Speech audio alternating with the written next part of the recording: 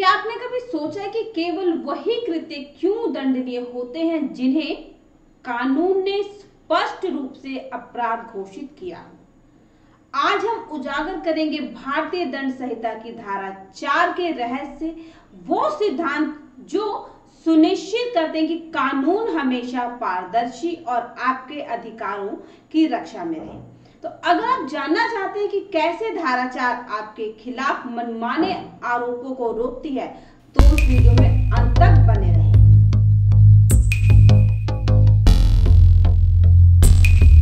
Hello everyone, welcome to ज्ञान अभियान। आज हम बात करने वाले हैं भारतीय दंड संहिता की धारा 4 के बारे में।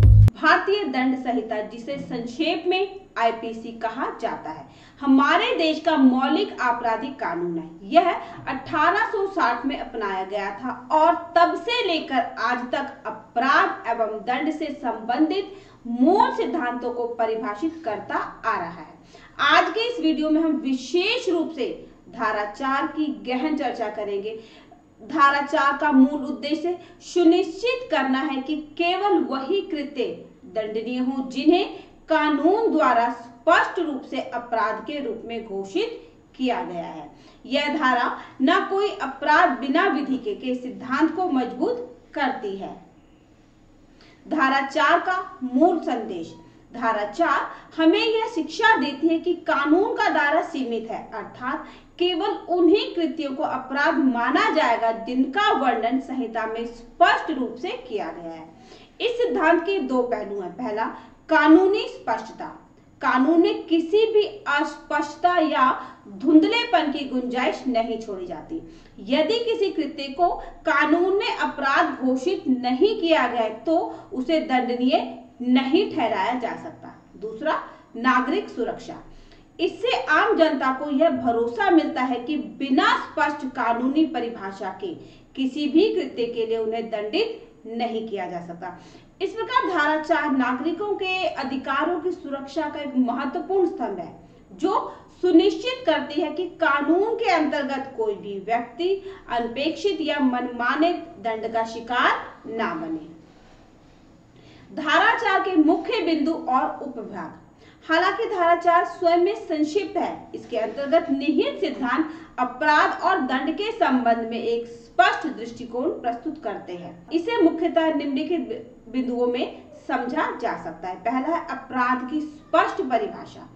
आईपीसी में उल्लेखित प्रत्येक अपराध का वर्णन इसी स्पष्टता से किया गया है कि किसी भी कृत्य को अपराध मानने से पहले यह देखा जाए कि क्या वह कृत्य संहिता में कहीं परिभाषित है।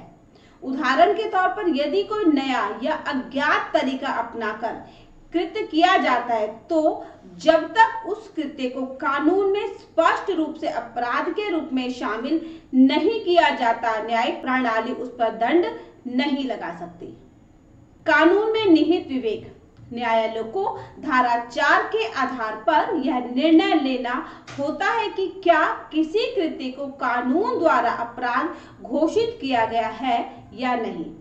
यह धारा न्यायपालिका में कानून के विवेक और व्याख्या की महत्वपूर्ण भूमिका को दर्शाती है। यदि कोई विवाद उत्पन्न होता है तो न्यायाधीश इस सिद्धांत के तहत निर्णय लेते हैं कि यदि संहिता में स्पष्ट रूप से अपराध न लिखा हो तो अपराधी को दंडित नहीं किया जा सकता। अस्पष्ट और अनिश्चित शब्दावली से बचाव। धारा 4 का एक अन्य महत्वपूर्ण पहलू यह है कि इसमें कानून की भाषा को स्पष्ट और बिना किसी दुविधा के रखने पर बल दिया गया है। इसका अर्थ यह हुआ कि कानून निर्माता ने इस बात का विशेष ध्यान रखा है कि किसी भी शब्द या वाक्यांश में ऐसी अस्पष्टता न हो जिससे किसी भी सामान्य व्यक्ति के लिए अपराध का दायरा समझना कठिन हो जाए। न्यायिक समीक्षा और उदाहरण। न्यायपालिका में धारा 4 का प्रयोग करते समय यह देखा जाता है कि किसी कृत्य को दंडनीय तभी माना जाए जब वह स्पष्ट रूप से आईपीसी में उल्लेखित हो।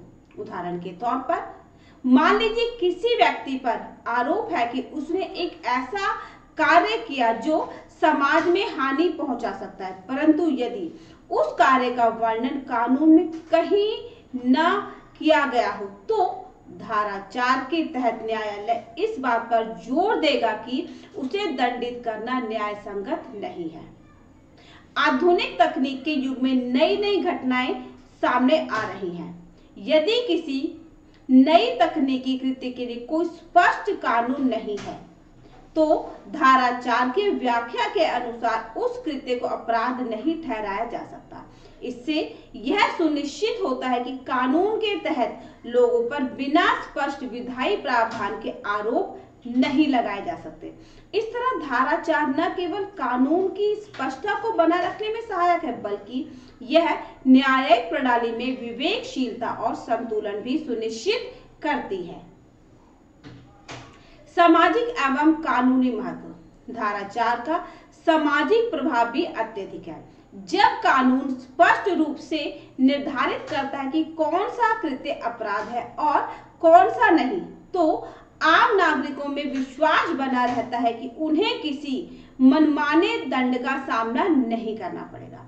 इससे कानून का शोषण भी रुकता है और सभी नागरिक समान रूप से कानून के संरक्षण में रहते हैं। इसके अलावा यह धारा विधायी सुधारों के लिए भी एक मजबूत आधार प्रदान करती है।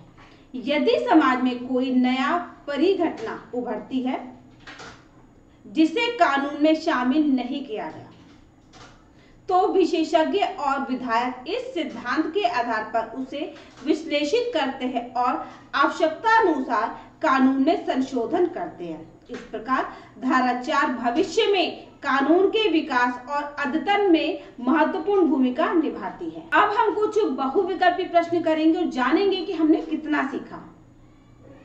धारा 4 का मुख्य उद्देश्य क्या है?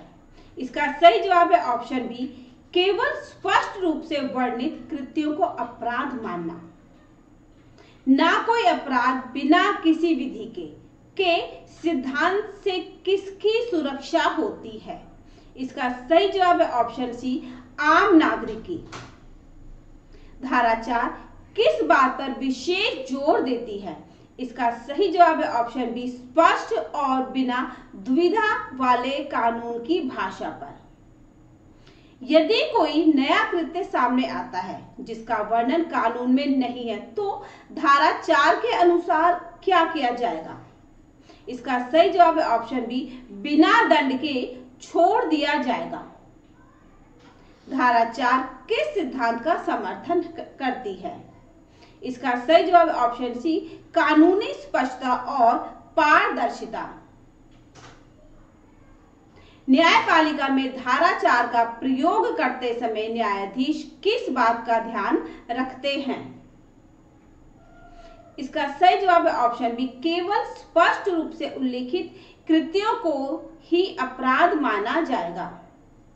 धारा 4 के अंतर्गत कौन सा कृत्य दंडनीय ठहराया जा सकता है? इसका सही जवाब है ऑप्शन बी, केवल वह कृत्य जिसका वर्णन कानून में हो। धारा 4 का सबसे महत्वपूर्ण सामाजिक प्रभाव क्या है? इसका सही जवाब है ऑप्शन बी, नागरिकों को मनमाने ढंग से बचाना। धारा 4 के अनुसार न्यायाधीश किस आधार पर अपने निर्णय लेते हैं? इसका सही जवाब है ऑप्शन बी, केवल उस कृत्य के आधार पर जिसका स्पष्ट वर्णन कानून में है।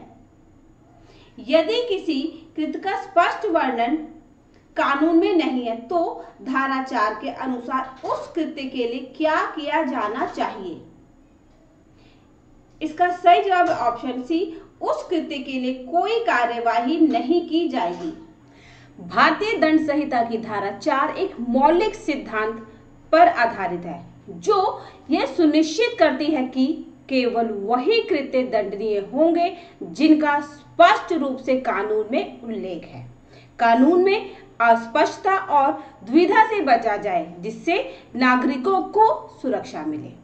न्यायपालिका विवेकपूर्ण तरीके से केवल उन्हीं मामलों में दंड लगाए जिन्हें कानून ने अपराध के रूप में निर्धारित किया है। यह धारा न केवल न्यायिक प्रक्रिया में पारदर्शिता और स्पष्टता लाती है, बल्कि आम नागरिकों के अधिकारों की भी रक्षा करती है। ध्यान रहे कि यह जानकारी शैक्षणिक उद्देश्य से है और कानूनी मामलों में विशेषज्ञ सलाह लेना हमेशा उचित रहता है।